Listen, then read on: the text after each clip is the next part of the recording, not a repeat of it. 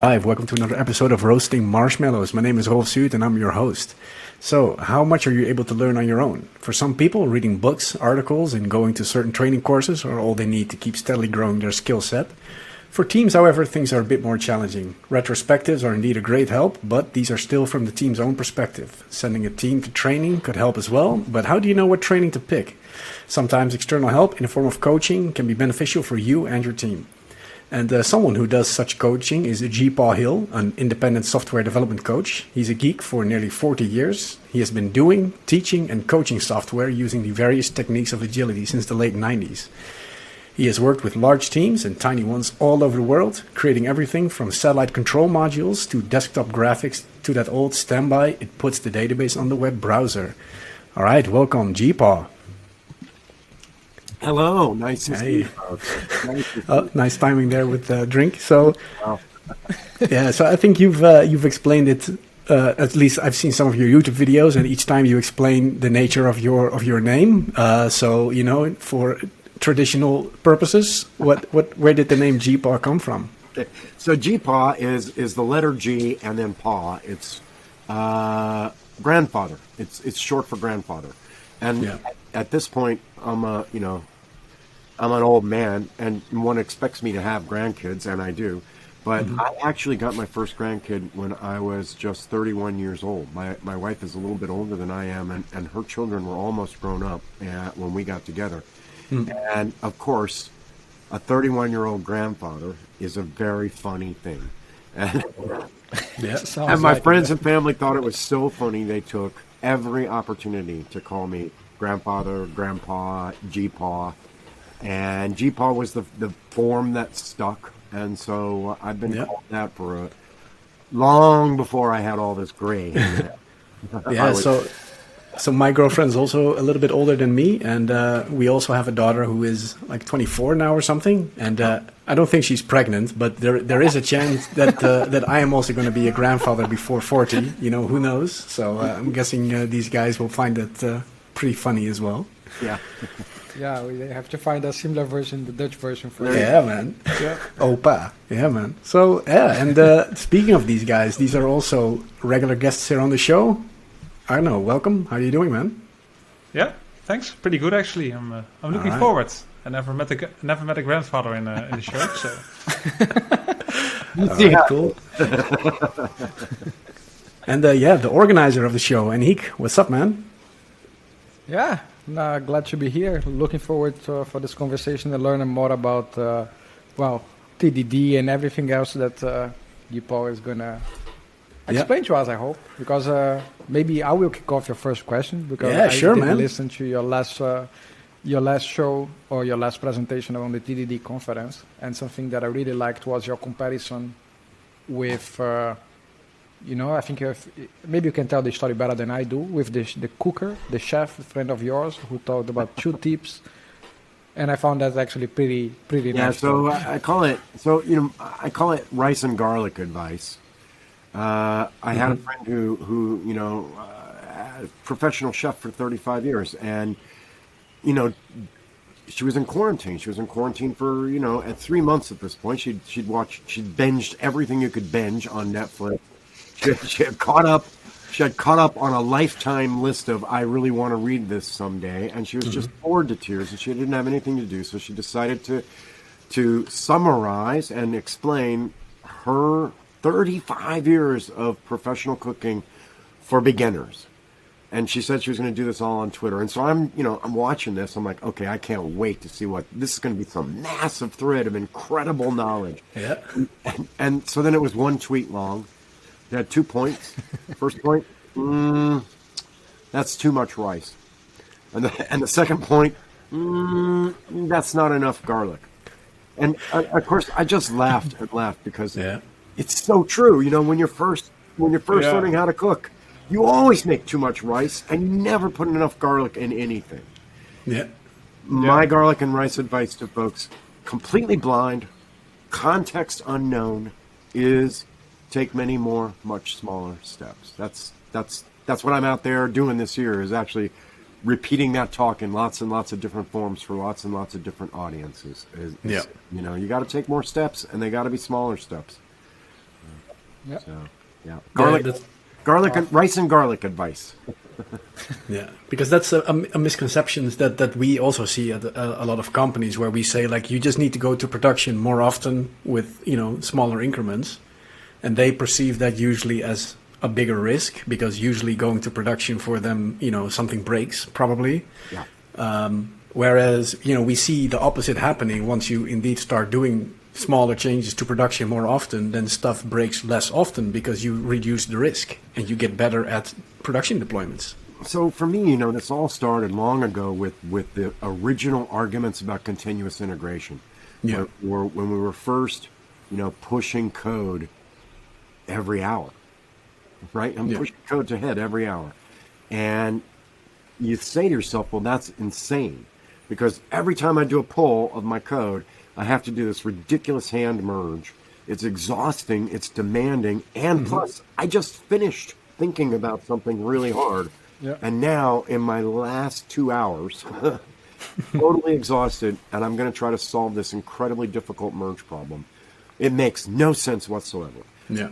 Until you realize the reason you're doing those painful merges is because it took you that long to get back to head.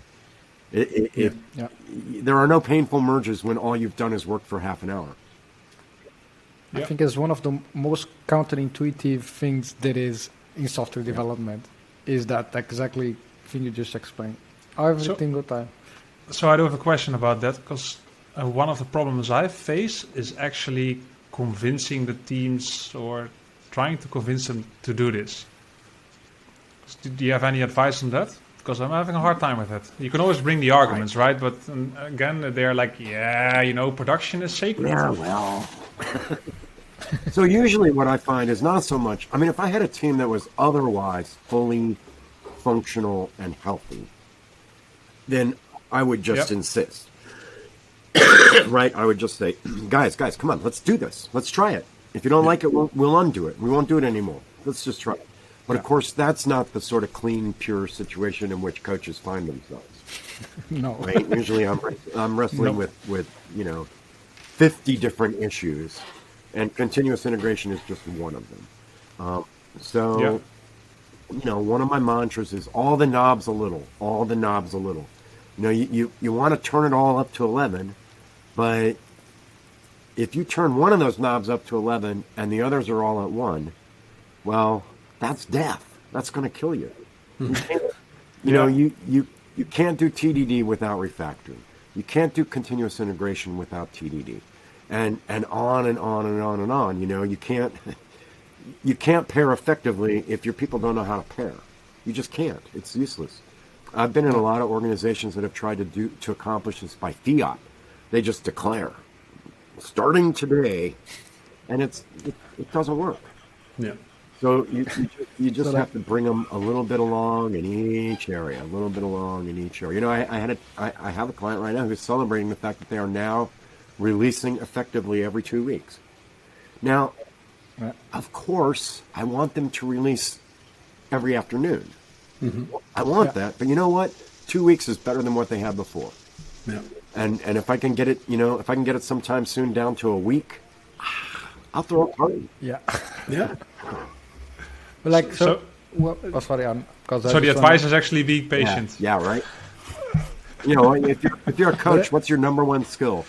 Patience. Wow, I think we failed on that one. Yes, I think I'm a pretty bad coach. So you don't believe that because we hear this a lot, right? I write tests, I just don't do TDD. But you just mentioned something like you cannot do continuous integration if you don't do TDD. Do you really think it's not possible to do continuous integration? Even if you do your test afterwards? I think you probably could. One could. I don't think the teams I work with could. And the reason is because, we all know this, right? Over half of all developers have less than 5 years in the trade. Really? Yeah. Yeah, that's astonishing to me, but it is true. When I start, the doubling rate for developers since 1980 has been held steady at about 5.5 years. So given the fact that a lot of people come into the trade and then leave it, that means that really you're talking about half of these people have no experience. They have effectively no experience. And, a guy like me, oh my gosh, it's been a while since I did the math, but it's something like 0.2% of all the geeks in the world have been in the trade as long as I have been in. And so it's not surprising that, they lack technique. And their leadership, the people in the 5 to 10 year range, they lack technique too. I mean, they do. If you had a when you're a plumber, you do an apprenticeship and it lasts for a while. Yeah. But we're actually sending our apprentices, over the wall every day to fight the Bosch. Here's the pointy end of the compiler. Go, go, go. And Yeah, I had a team member who did like half a year of training. She was a school teacher before that, and then she did half a year of Java training, and then boom, she became a junior developer in like a pension fund backend team. And it's pretty daunting, I think, for someone. I don't in any way want to disrespect those people. I don't. I mean, that's amazing that they're doing this. Yeah. But on the other hand, I don't want to add to their burden. And if I threw them into a full-on XP situation without any coaching or mentoring or helping, then that would be a disaster for them. Yeah. It would be painful for them and painful for their company. And things that I sometimes encounter is where you have people with a bit more experience, let's say 5 years, who sometimes it's really hard to argue with about certain design choices. They do a lot of rework avoidance, for example. Like even today, I had a lengthy discussion with this guy who, big design up front, talk about the domain and the class names and everything. And I said, like, well, let's just get started and do test-driven development, and then accept some rework that might come later. That okay, indeed, we need to split up this aggregate here or whatever. How would you argue with these people? Because I find that very challenging. So I do a lot of I don't do a lot of arguing. I do a lot of bump and run, where somebody will raise an objection, and a bump and run is a term from American football. Two guys are standing at the line, and one guy wants to kill the quarterback who's standing behind, and the other guy wants to get downfield and catch a pass. But what they do is they bump each other hard. They bump, but then they go right by each other, and it inserts a little fraction of a delay there, and then they just keep right on going. And what I found is that especially in junior coaches, they often rely way too much on their argument. But words don't actually change the experience of people. The only thing I argue about is, will you give me a chance? Will you try this? If I get that, then the arguing's over. Now we're just going to try it. And I'm perfectly content to time box it and say, we're going to try this for 1 week. Mm-hmm. We're going to try this for an hour. We're going to try this for this little bit of time. And as soon as I get that, the arguing's over. We're just going to do it. Because, and I think this is really important, the stuff that I'm actually doing, that I'm trying to get them to do, is actually stuff that's going to make them feel good. I don't mean it's going to help them. I don't mean it's going to... Listen, I'm capable of phrasing anything as, this will be of benefit to the stockholders. But... right? I mean, we all are, right? Oh, no, this will save you money in the long run. But really, what I'm about is getting people to try a thing that is actually going to make them feel better right then. No delayed gratification. You're going to feel better after an hour of this. Yeah, I read that in your feed where you said that the goal isn't to teach or to get people to do with the code what you would do, but just to rekindle the sheer joy of programming to these people. And I thought that was very insightful because that to me was at least the reason why I got into developing in the first place, because it's fun. It's fun, and I know that. I don't want to overblow that part about passion. I'm passionate about geekery. A lot of people are passionate about geekery. I don't believe you have to be passionate to be a geek. But do believe you have to take some pleasure from it. I don't think you Yeah. can be a programmer. Programming sucks if you're not taking any pleasure from it. It's hard. It's tedious. Yeah. And Yeah. and so, if I can get people to reconnect to that through any new behavior that I'm trying to get them to do, then that's a win. I'll get the win. I might not get it this week. Yeah.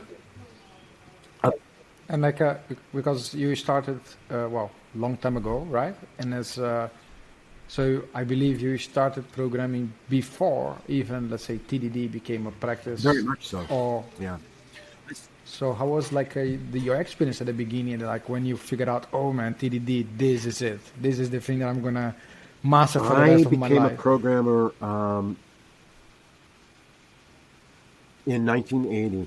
I had a friend, an older friend of mine, who was starting a new company. This was the birth of the personal computer era, and I mean, Yep. it was possible that a perfectly ordinary company could have a computer sitting on their desktop and using it for things, and so the applications were virtually endless.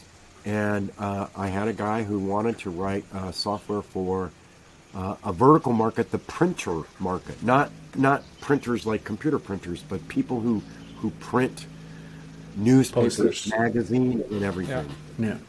And they needed an app to do their scheduling, because scheduling is really important to them, because when you do four color printing, you have to do 4 runs, and it's better to run all the green jobs, Yep. then clean everything up, then run all the red jobs, right? So they needed fairly serious scheduling software, and he asked me if I would like to help him do it, and I said yes. And in fact, he was a friend and a mentor. He was about, I don't know, 8, 9 years older than I was, and the two of us were the company for the first 4 years. And we both just loved programming and spent our time solving problems for customers and shipping them software all the time. And so, in those days there was no TDD, there was no testing really. It was, I mean, the apps were relatively small, and when they finished, they were finished. Yeah. You didn't change the app after it shipped. But yeah, we didn't test. It either worked or it didn't work. But that is because the apps were so small. And when there was a problem, it Yeah. was fire up the debugger and spend your time trying to recreate the situation to get a repeatable bug. And then once you got the repeatable bug, you could usually find it pretty quickly. Yeah. Yeah, and then like because if I'm not mistaken, like TDD came with Kent Beck, right, somewhere in the 90s. Or Yeah, something? so the design patterns movement really took off starting in '95, and there was a serious dedicated community on the internet, c2.com. It's also sometimes referred to as Ward's Wiki, or the Portland Pattern Repository. And it was the world's first wiki. Ward Cunningham invented wiki. And that was the world's first wiki. And all of these patterns folks were there, and I was there, and Kent began writing up and talking about the various ideas included in extreme programming, and test-driven development, of course, was one of them. And I got totally sucked into it. The first class in extreme programming was the XP Immersion in 1999. I think it was like October or November of '99. And I went to that class as a student, and halfway through the week I switched over to being a teacher. And it was basically, it's not because I'm so brilliant, it's because I had been doing this stuff from before it was a thing, when it was just being talked about. I had been trying it in the gigs that I was working then. And so I knew a lot about it just because only because I started earlier. And so yeah, that's how I got into that world. And Ron Jeffries, Kent Beck, Ward Cunningham, they're the folks who gave us extreme programming. And then eventually that was one of the forces that created this sort of agile movement. Yeah. And like, do you, maybe you don't do that anymore, right? But like, I can imagine in the beginning when I tried practicing TDD, I always took those shortcuts about TDD, and like people believe the shortcut, but it kind of defeats the point, right? If you're just skipping like 5 tests because you already know that you're going to write those tests, like, what would be your advice to like overcome this urge of actually cut corners when you are practicing your TDD? I think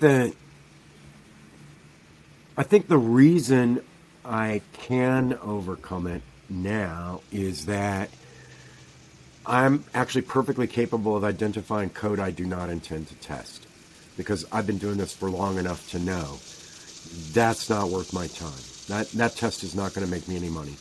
I'm not going to write it. Now, an example of that would be I write almost no screen scraping tests, or and so I'm good with that at that level. But then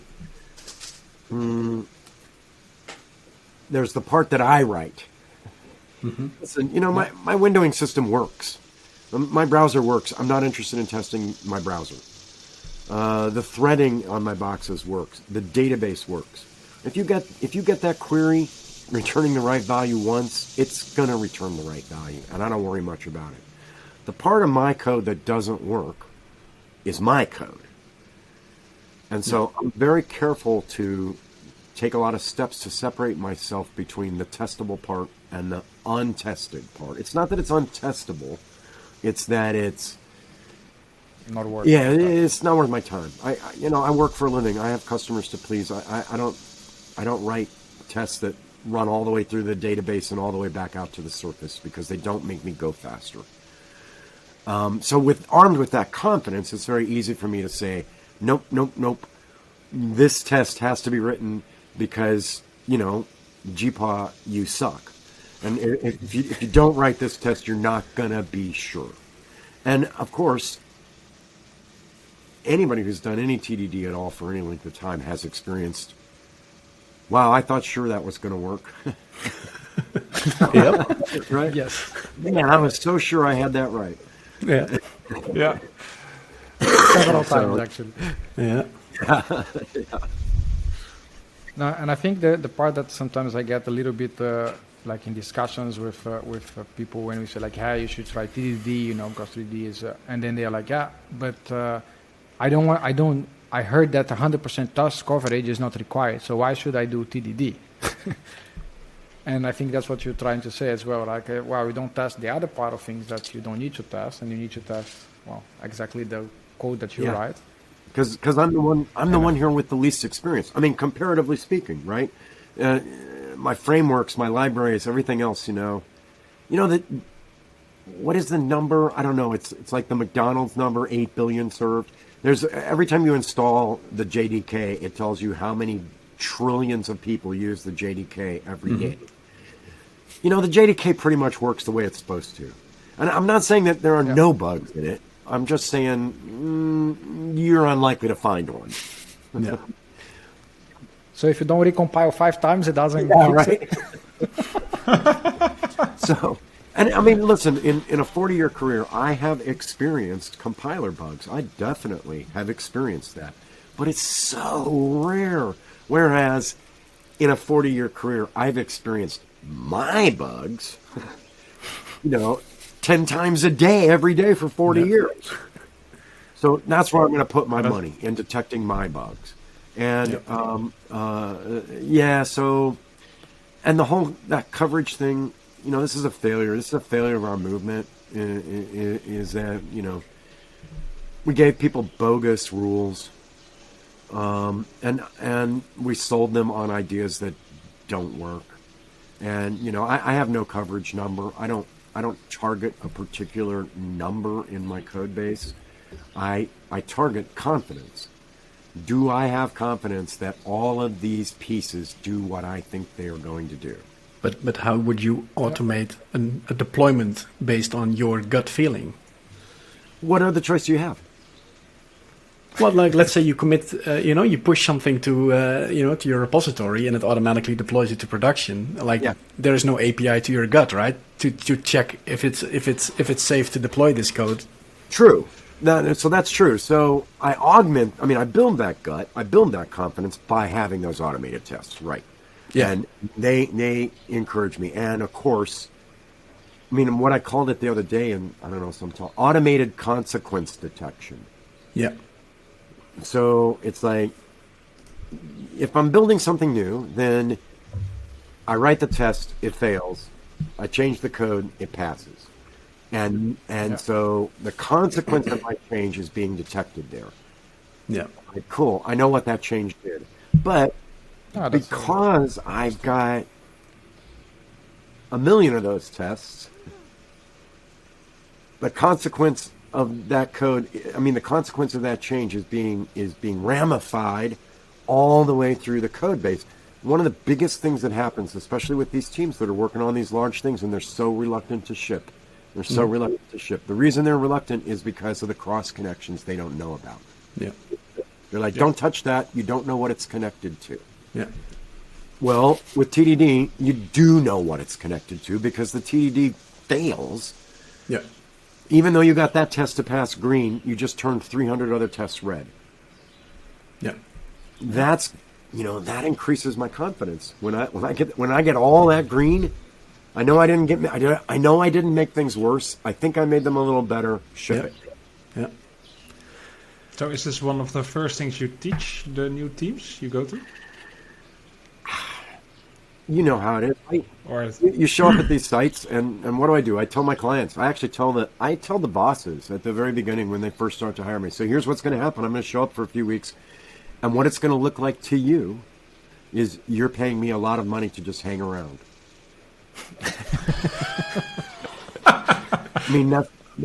I should remember that one, by the way. And it's not that I'm just hanging around. It's not. I'm actually watching, listening, talking, and I'm slowly building the beginnings of relationships with people. But it looks like I'm just hanging out. Oh, there's GeePaw. Oh, he's there again today.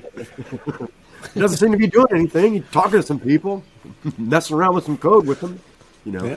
And it's because every team is different, and every individual in every team is different. Yeah. And I walk into these teams, I don't know what I'm going to see. I don't know. Very often, because I'm not cheap, very often I am coming into large organizations, and they are the team has a lot of potential for growth. And let's put it like that. Yeah. And so one of the first things that I start worrying about is, how do they feel? Are they having a good time?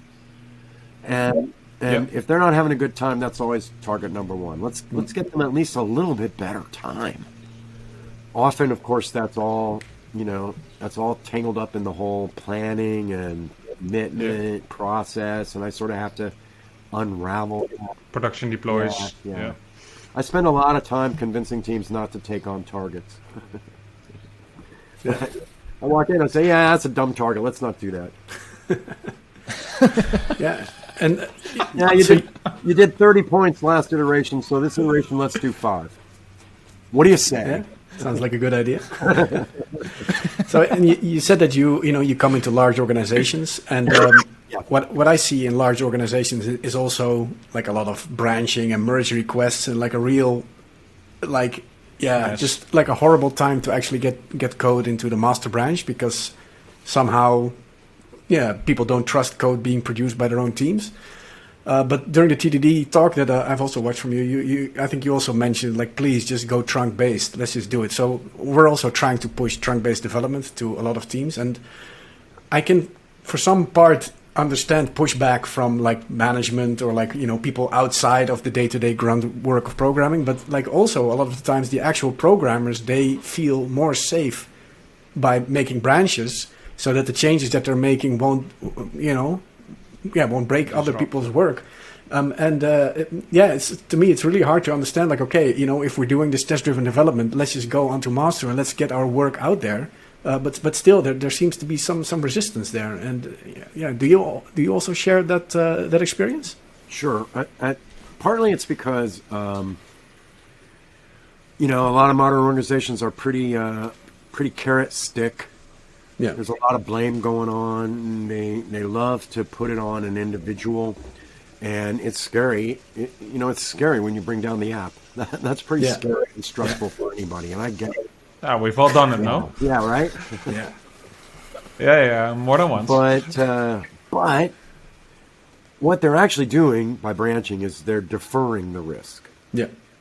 They're stalling the risk until the end of the branch. And they think it's going to go okay when they merge it back in. But it isn't. The only reason it would have gone okay is if they were smart enough to have done it without causing that risk in the first place. And, of course, we're not. Mm-hmm. We're not smart enough to do that. This problem is it isn't just NP complete, it's NP hard. Yeah. In a large app, that problem of what am I going to possibly break is beyond any centralized intelligence's ability to determine. Yeah.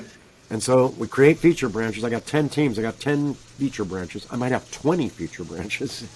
And then we're going to pour them all onto each other at various points in the development path. And you think it's safer, but it's not safer. It's actually far riskier than learning how to change the code in a way that will not break what is shipping. But it does require some practice and experience that I call it path-focused design. We spend so much time breaking our problem up into final pieces and then going off and implementing those pieces. The problem is a final piece has to be big enough that it's worth having a feature branch for. Exactly. And that's dangerous. What we need to do with our design isn't design the final pieces, it's design the stepwise path that will get the capability that we want into the code. Yeah. In a way that each step is independently shippable. But what I have found is that the real reason people don't do that is because nobody told them they could or should. And when you actually start explaining to people, just what could you do here that you could actually take live that won't break the existing code? And what they'll say, they'll block because they think they have to make it better in that change. But I'm like, no, you don't have to make it better. Just don't make it worse. Don't make it worse and ship it. Yeah. Now can you come up with a step? And they'll be, well, sure, I'll do this. I'm like, okay, let's do that. It's not that they can't do it. It's that they weren't even trying to do it. Yeah. As soon as you get them to look for it, they're like, oh yeah, I see how we could do that. Often faster and better than I can. Okay. That's a good tip. Like, so you started basically developing, right, a long time ago. And why did you decide to move to coach teams? Why didn't you just like, wow, I have this amount of years of experience in my back. I can just program like in super speed. Why did you do the change? Well, I was de facto coaching anyway because the techniques that I was using were not widespread on the teams that I was working with. And I was kind of already doing it, just not getting paid or told to do it. And I just love it when people learn something. I just love it when the light bulb goes on. I'm like, oh. Now, I still code every day. I'm a geek. I program. I program every day. If I'm not programming, on my site for demonstration purposes for my clients, then I'm programming on my own box for my own fun. I still get the code, and I still get the coding fun, but now I also get two things. I get the joy of sharing this stuff with people, but I also get, because I'm a coach rather than just the guy on the team who knows how to do this. I get that little extra edge of support. Yeah. That they hesitate half a second longer before they object.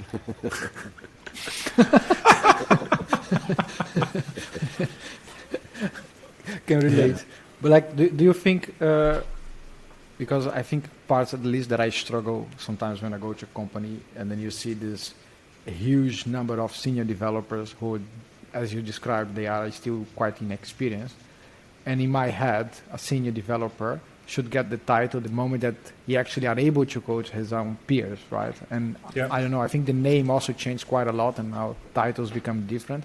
Like how do you, and maybe it's different in US, but like how is that for you? I think that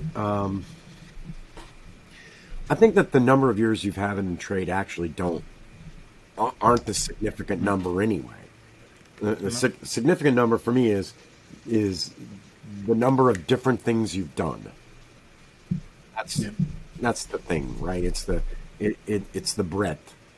I mean, I can invest deeply in any corner of geekery and get pretty good at that corner of geekery, but I won't get new ideas. I'll just get better and better at old ideas. Yeah.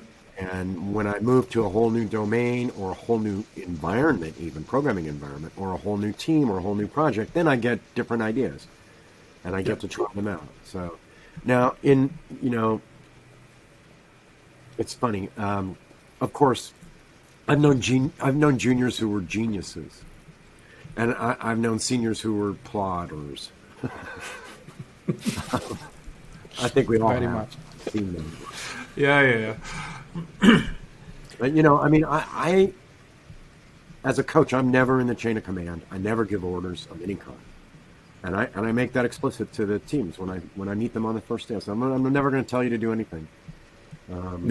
I'll throw out some ideas. We can try them. If they work, good. If they don't, good. At least we know they don't work. And do you sometimes also say like, you know what, just give me the keyboard. I'll just build it and I'll push it because this is just horrible. I do not. Very good. I had to learn that. Yeah, because that's something that's really hard for me to really let go. Man. It goes back to the patience, huh? Yep. No, it's one of the reasons. I mean, I gave a coaching pro tip the other day. Never fall into the trap of thinking that it's your deadline. And that's the other thing I tell my teams. I don't care whether you win or lose. What I care. I am not going to help you hit this deadline. That is not my. So you actually fell into that trap once or twice? Yeah. Yeah. That sounds like a good story. Oh yeah. I've fallen into it plenty. You're just like, but the problem is that doesn't help them. No. I mean, it helps the shareholders, but it doesn't help the people on the ground to have, what do you want? You're not going to be able to. You can't afford a team full of me, and I don't think that would be desirable anyway, because I'm stuck in my ways just like everybody else is. You need people with different ideas, right? If I have 10 people in the room and they all have the same idea, you know how many ideas I have? One. Yep.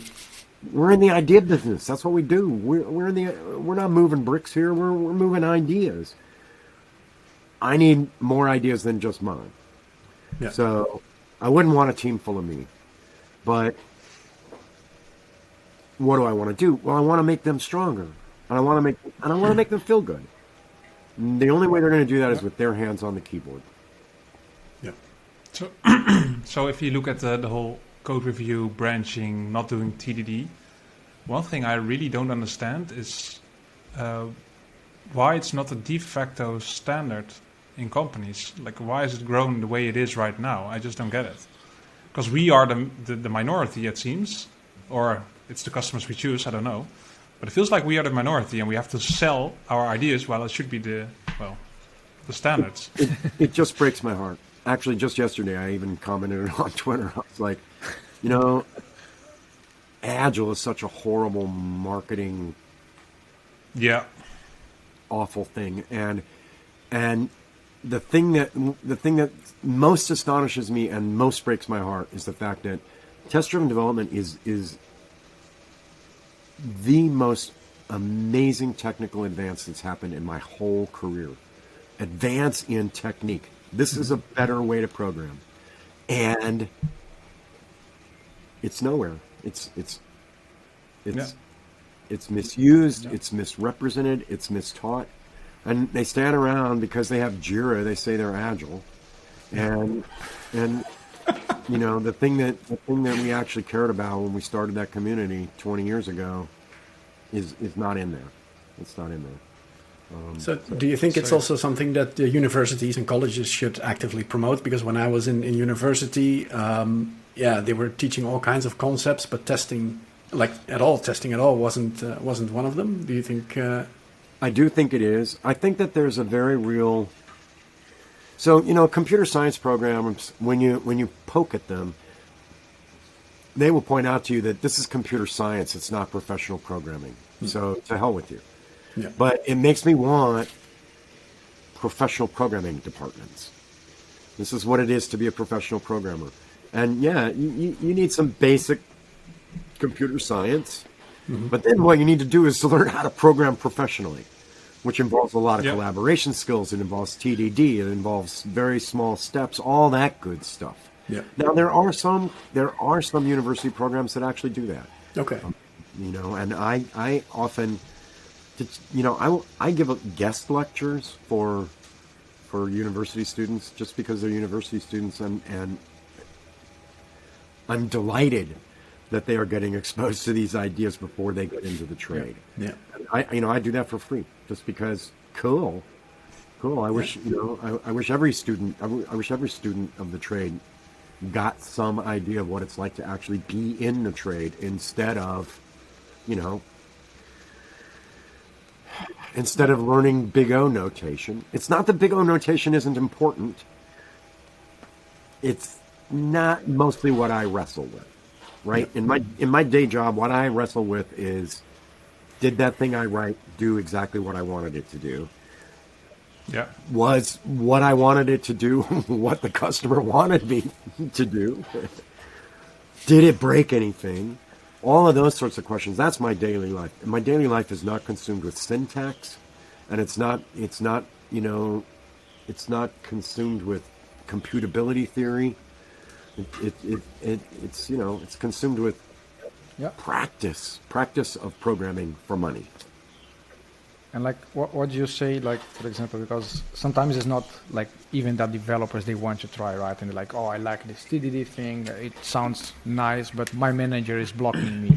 And it's like, is that something that you as a coach or you as a team, would you tackle this? I take issue? a pretty hard line. I said, do you tell your manager about your semicolons? You say, when your manager checks in with you, do you say, hey, today I added a semicolon at the end of this line, and then at the end of this line I put another semicolon, and then down here there was a line and I put a semicolon at the end of it? No, because your manager doesn't care about that. Your manager cares about the operations. Did you increase the functionality of the code or whatever it is that you're supposed to be doing, the performance or the beauty or whatever? And I say, well, you don't need your manager's permission to do this.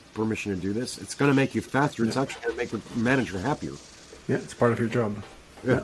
It's just what we do. And I don't want to try it. I don't want to talk trash about managers. Managers have exactly as much,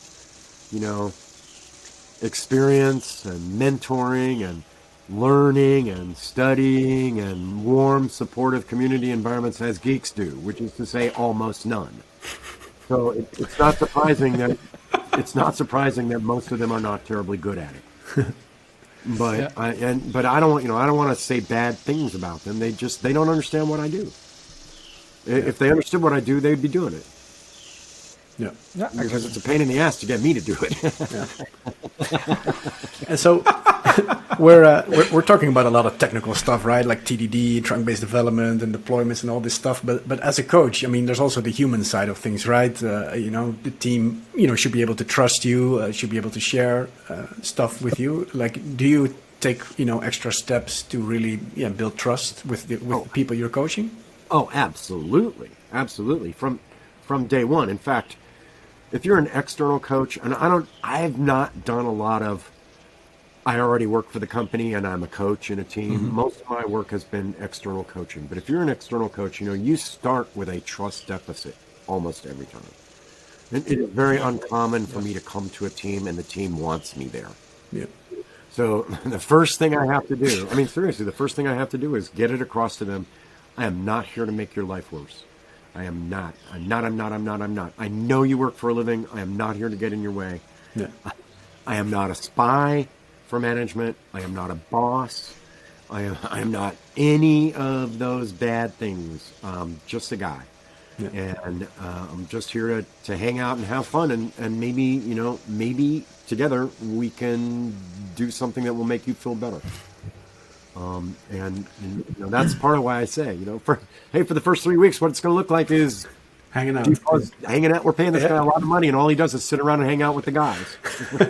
So, how did you deal with that in the well, I don't know, sure it's the same in America, but with the Corona times, like everybody's at home, remote, and I noticed that some teams are just, let's call it offline for the rest of the team. Yeah. How do you deal with that? You know how it is, right? It's like there actually is some benefit to the remoteness, and then there's a cost to it. The cost to it is that I don't get the opportunistic work that I used to when I was in real life. I can't see a situation developing and just edge my way towards that pair of folks and say, "Hey, what you up to?" Right? I can't work that way when I'm remote, because most of these organizations do not have like a remote office. They're not all online all the time in a single room where somebody could pay attention to them. So that's a downside. It's a big downside, especially in terms of relationship. And there's an upside in relationship. If it's you and me and we're pairing in our own little Zoom and we're hanging out, you don't have to worry about what you say. You don't have to look over your shoulder and see if your boss is standing behind you. You can tell me what you're thinking and what you're feeling, and I'll tell you what I'm thinking and what I'm feeling. And that, of course, increases our level of trust and our level of relationship. So, on balance, I spent a long time, 25 years, I spent 2/3 of my time or more on the road. And I don't want to go back to that. I don't want to be in meat space coaching anytime soon. I just don't. I'm exhausted from it. But on balance, I think coaching is harder remote than it is meat space. Yep. Maybe not super harder, but harder. But like I can also imagine, like at for example, and maybe it's a bit coming back and crossing on this, but every team you go, you have resistance, right? But like you are already doing this for a while. You already had like your famous, you speak in conference. Your grandfather. Your grandfather. So like you've done this. I can't imagine that you get your team and they're like, oh yes, finally this guy came to save us. You don't get that? I'm a medium fish in a small pond, and most of my teams have never heard of me until I get there, until I show up, and sometimes I share talks with them and stuff. I think my last client, I linked to I give a big talk on Saturday. I know you folks know that, but maybe our audience doesn't. The first international TDD conference, I was the opening keynote. 2,000 registrants. There were about 350 people there when I gave the talk, and okay, that's cool. That's like I'm a big. I invited my teams. Well, one guy came.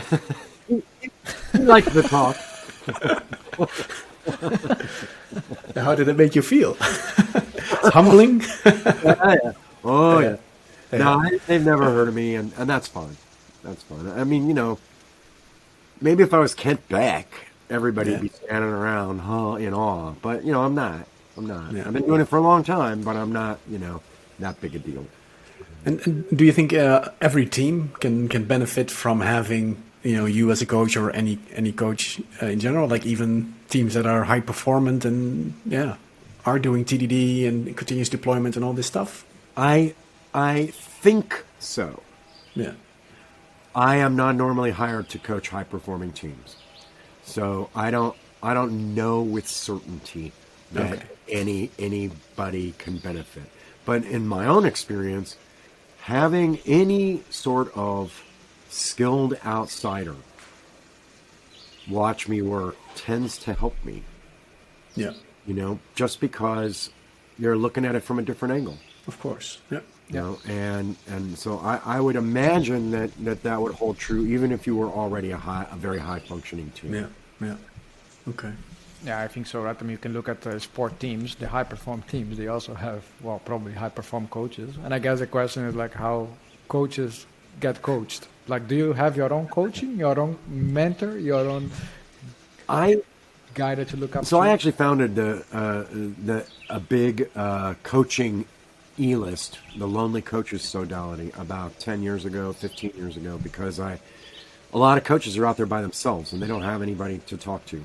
And and so we made that list just so people, it's school agnostic. We don't care what you're coaching. If you're a software development coach of any kind, you're welcome.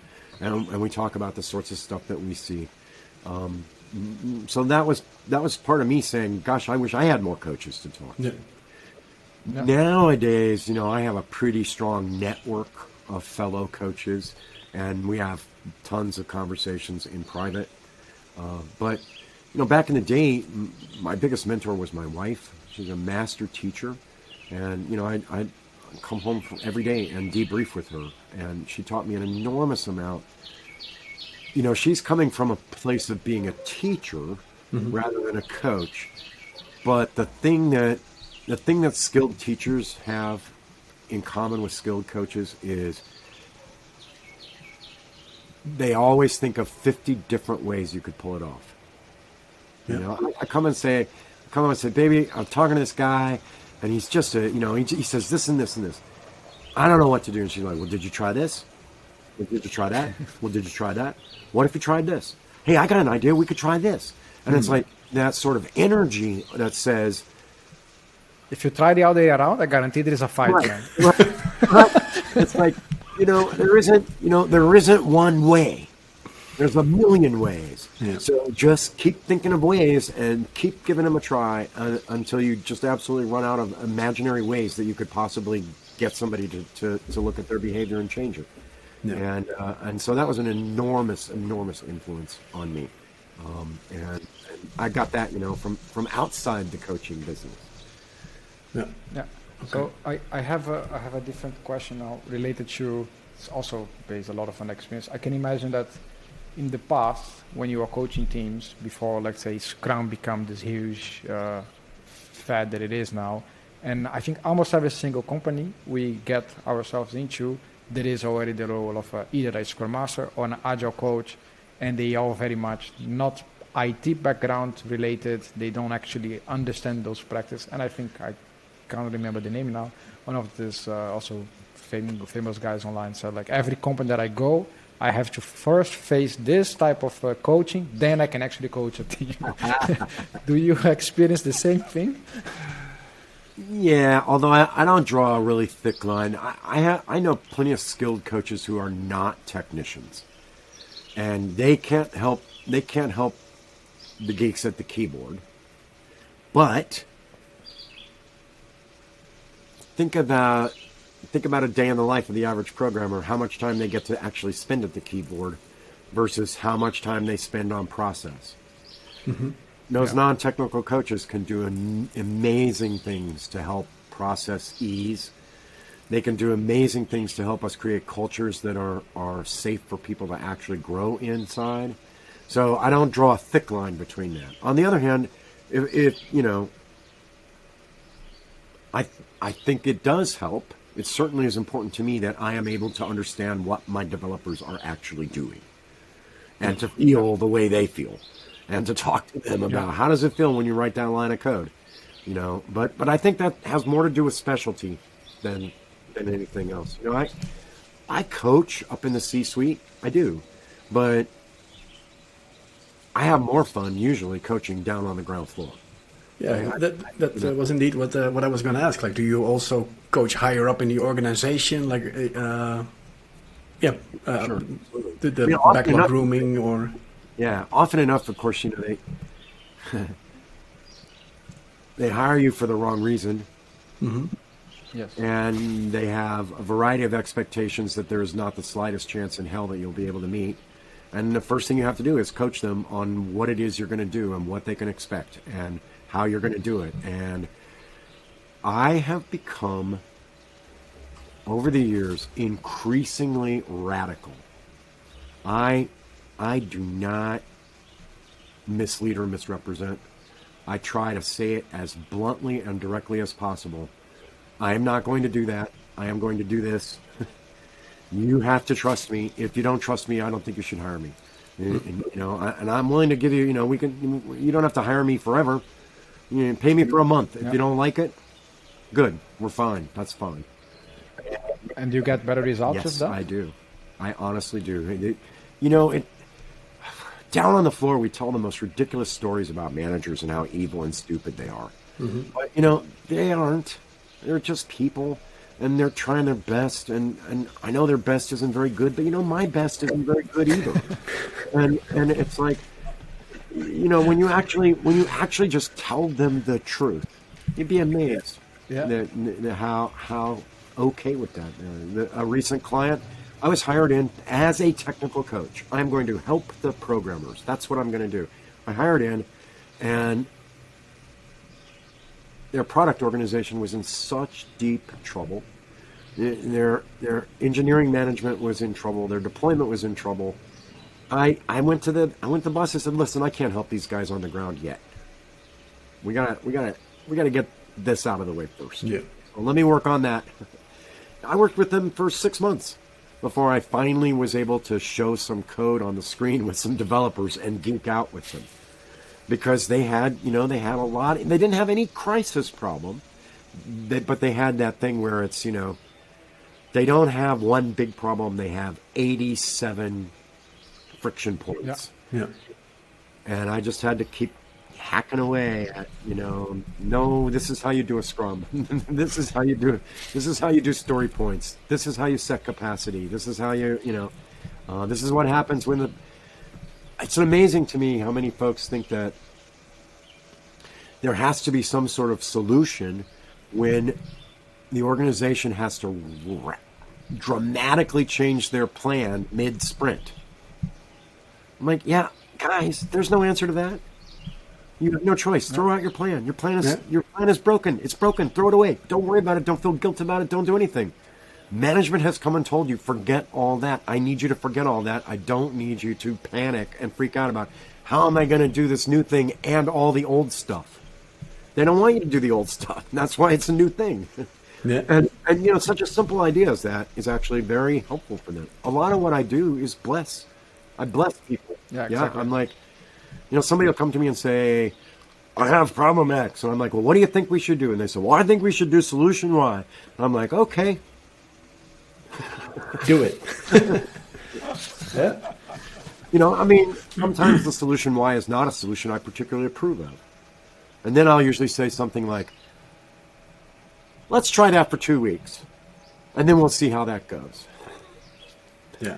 Because that will give me the opening later to say, we got a little bit out of that, but what if we tried doing this to get that same thing, and then we might get more or whatever, Yeah. So that's back to the patience. Yes, a lot of patience. It is the indispensable attribute of a coach. Because I think that's the part that is like, how to say, sometimes tricky, right? Like, in a way, you have done that specific problem, and you have seen the scenario play out a few times, actually, and then you still need to let them go do it. And I think we also constantly have these discussions like, should you just, cut them time and let them, or should you really let them fail and experience the pain? And I actually struggle with this a lot, to be honest. I think it's pretty hard to be patient and not just say, dude, this is not going to work. I find it, so what I try to do, of course, is soften the pain. I'm okay with them running into a wall, but I try to make sure they don't run too hard into the wall. Yeah.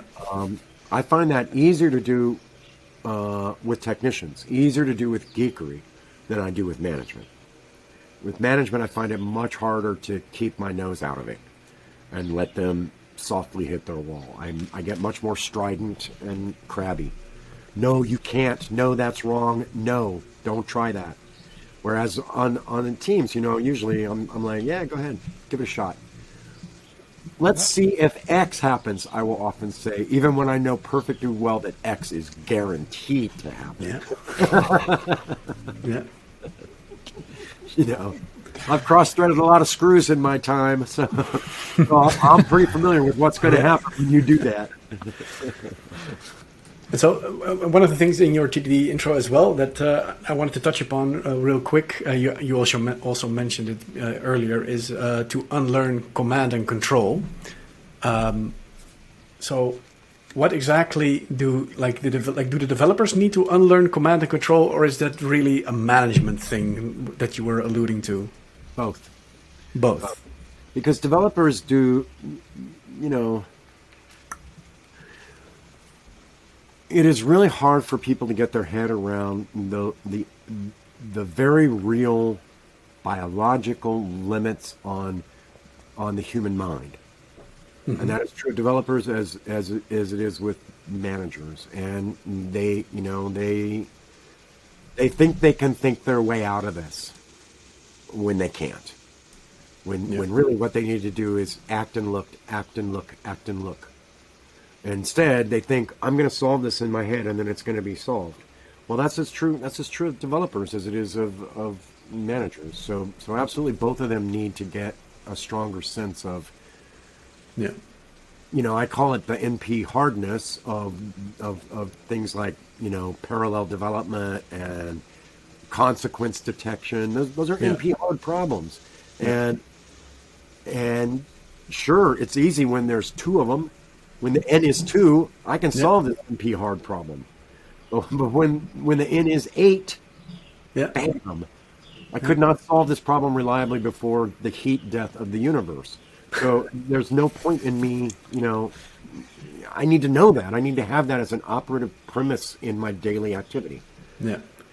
And what I thought was a bit, maybe not funny, but like a lot of people consider the job that engineers and developers do as laying bricks.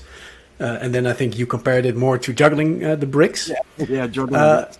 And but what sparked it a bit for me was that we've had a guest earlier on this podcast who also was advocating against the whole command and control, and his name was Niels. But he called the work that developers were doing more like mining for coal. And I was wondering what your take is on that, because I strongly disagree. I would like to think that developers are more like painting the Sixtine Chapel, but I don't know how you view that line of work. I don't know that I've ever written any Sistine Chapel code. But that might be my arrogance. I know what you mean. And I think it kind of circles back to this whole question of joy, right? Yeah. Hey, I don't know. For all I know, coal miners like digging coal. Yeah, who knows? Yeah. I mean, I don't really know that, but if you go with the sort of classical trope, they don't. Yeah. Whereas the amount of pleasure that I take in doing code is absolutely fundamental to my productivity. Yeah. And it's, and to that extent, there's your Sistine Chapel. There I am, on my back up on the scaffolding painting this for no other reason than because it makes me feel good. Yeah. And the fact that the Pope is paying me, that's great. Mm-hmm. But the truth is, I'd be on that scaffolding doing that painting even if he wasn't paying me. Because I hope they're not listening. Because I like to do this. Yeah. It gives me great pleasure. Yeah. Cool. All right. So I don't know if you guys have got any more questions for GeePaw, or maybe GeePaw, you got some questions for us. I have one last question. So sometimes you go to a team and there is just not a click, right? It's just like it's hard to get a click. They somehow don't like you or you don't like them. I guess when they don't like you, that's probably easier because then they just say, hey, get out. Like what then when you don't like them? What do you actually do then? I try to find them somebody else. Chemistry is chemistry, and there's no getting around it. None of us have met each other before. I feel like we've just had a really nice session. We have pretty good starting chemistry. Yeah. I have done podcasts where I didn't have good starting chemistry or any chemistry at all. I have been in teams where I couldn't connect to anybody. Yeah. It happens, and you just have to say, well, them's the breaks. Now, of course, I am conscious of my effort to relate because that is part of my job. I'm not saying that I'm just me. Mm-hmm. I'm GeePaw wearing a GeePaw mask when I'm on site. But yeah, if the chemistry isn't there, you just have to let it go. And what I try to do is find someone I can recommend they go try. Someone who will have better chemistry with them. Listen, I know a lot of coaches, and I know a lot of good coaches, and I got to tell you, I don't like them all. I mean, I'm serious. I know people who have tremendous coaching skill who I have zero chemistry with. So I'm like, well, we'll go try that person. That person might be a better fit than me. Yeah. Oh, that makes sense. Yeah. Okay. Cool. Well, thanks. Excellent. All right. So, Arno, do you have a final question maybe, or? No question, but I did have a few takeaways. All right. I think patience is my biggest problem. That's my takeaway of this chapter, and letting it go. So I have to work on that. It's hard because if I didn't care, I wouldn't be doing this. Yeah, Yeah, Exactly. for sure. it's like you see it, and you're like, oh, come on, man, don't do this. And then you have to wait for 2 weeks. It's like, oh, God. Yep. Yep. All right. Well, if there's nothing else, then I guess we can wrap it up for today's episode. GeePaw, thank you very much for taking your time out of your day to join us here in the podcast.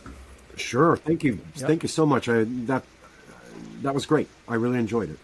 Yeah. Nice. Thanks. Same for us. Pleasure for Yeah. me too.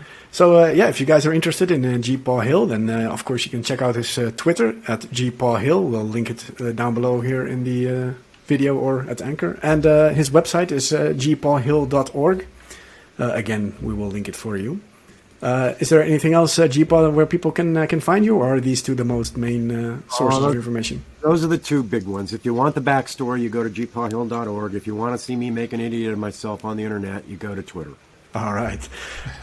Cool. Then we got our bases covered here. Arno and Aniek, thank you guys as well for joining. Yeah. And of course, I want to thank the listener for jumping in as always. You can reach us at 4Scouts on Twitter and podcast at 4scouts.nl for any suggestions or questions you might have. We would love to hear from you. Thanks again, everyone, for being here, and bye-bye. Thanks. Thanks so much for listening to this episode of Scoutcast Roasting Marshmallows with your host, Rolf Surd. For more great content and to stay up to date, visit 4scouts.nl and on Twitter at 4scouts. If you enjoyed today's episode, please leave a review and subscribe, and we'll catch you next time on Scoutcast Roasting Marshmallows.